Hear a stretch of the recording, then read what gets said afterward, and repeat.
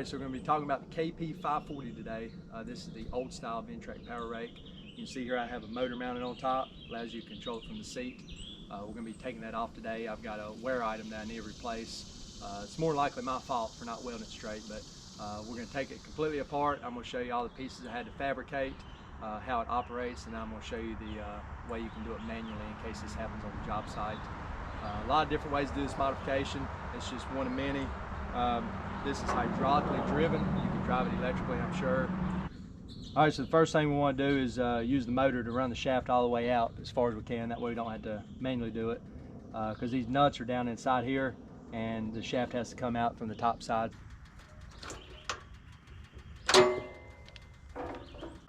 So this hydraulic motor, I'll link it up in the description, but I'm pretty sure they quit making it.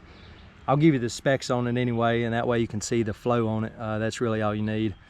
It did come pre-threaded on bottom, so I just basically lined up the bolts here to go up into the threaded part.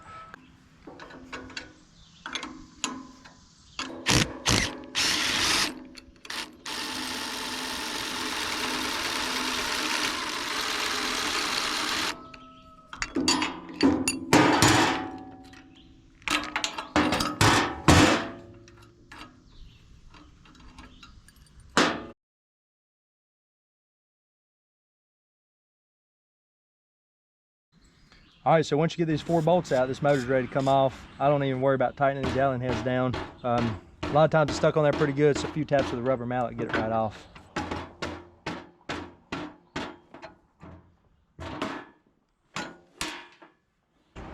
So there's the bottom of your motor, and it's got a little key on here, just like a typical shaft coming off a motor. So basically what I did when I ordered this, I then got the measurements off of here, and then I just went on Amazon and picked up this adapter sleeve, and it's the same measurements on the inside of it. One other modification I want to do to this power rake in case my motor failed for any reason. If you're out in the field doing a power raking job, something happened to the motor, the hydraulic line, whatever, you could continue on doing the job with the manual adjustments just like it comes from the factory. So basically you take the motor off just like we did. All you need is a 9/16 wrench, and you can find something to beat it off with. Then you've got your factory handle. So this handle originally had the shaft welded on to the bottom side of the handle. I just cut it off flush, and that's what's now welded to the bottom of this collar. And then I had a keyway. Actually, my brother made it for me. He milled it the same size as this, which is also the same size as the output of the motor. And then I welded it on the bottom of the handle.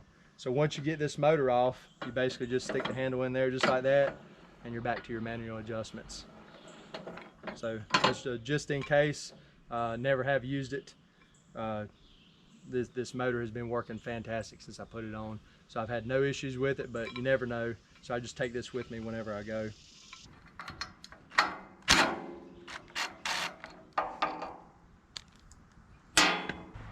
Still using the 9/16 wrench here.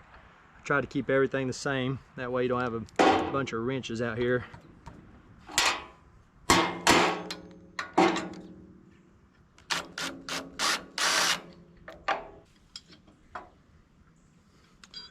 There's the piece that's up inside of it that's holding your nut. It's got like a little capture area that the nut sits in.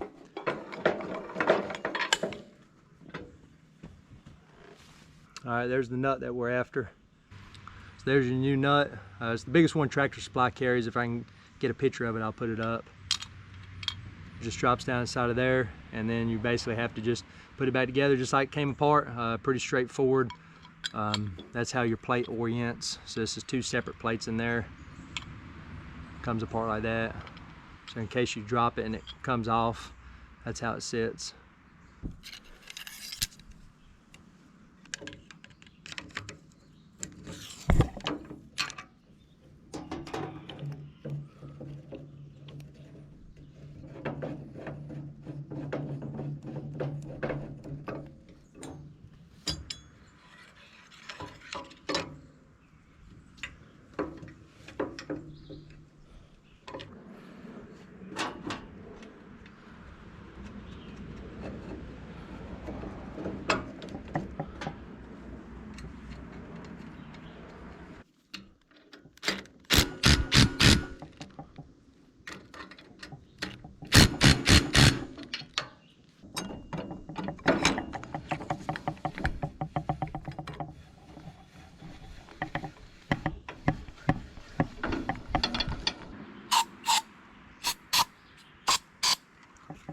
All right, now we just go back together with it.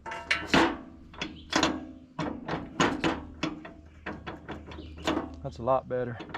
All right, just remember that I forgot to tell you about this plate. It's just a piece of 1/8, I believe, maybe 3/16. Doesn't really matter. Just a square plate, and I had a hole drilled out on the inside. The hole really doesn't matter the size either. I just wanted it to be able to go over top of this. So the hole size doesn't matter. I reused the bolt holes that went into the top of the Power Rake here. So this is the bolt holes that held on the locking mechanism for your manual crank. That tab that you push down on front to allow you to operate the manual crank. So I reused those same holes, so I didn't drill anything into the Power Rake. And then these holes right here just lined up with the motor that I chose.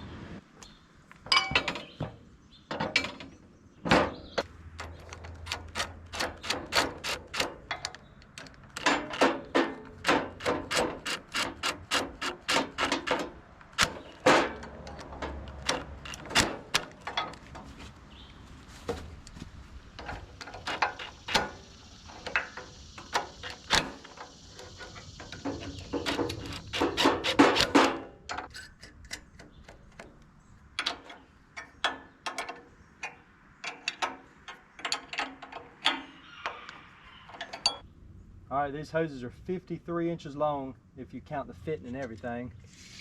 And if I remember right, I actually ordered these ends from Ventrac. So these are actually the Ventrac ends with the coloring on them. And this hose was manufactured at a local Napa store. And it comes up here to a 90. I just took this motor in with me, and they basically matched up the 90-degree fitting with this hose that they made and that motor. The only thing that came from Ventrac that I remember is just the end right here that plugs into the tractor. And I'm sure they probably stock these as well. This is probably a pretty common size.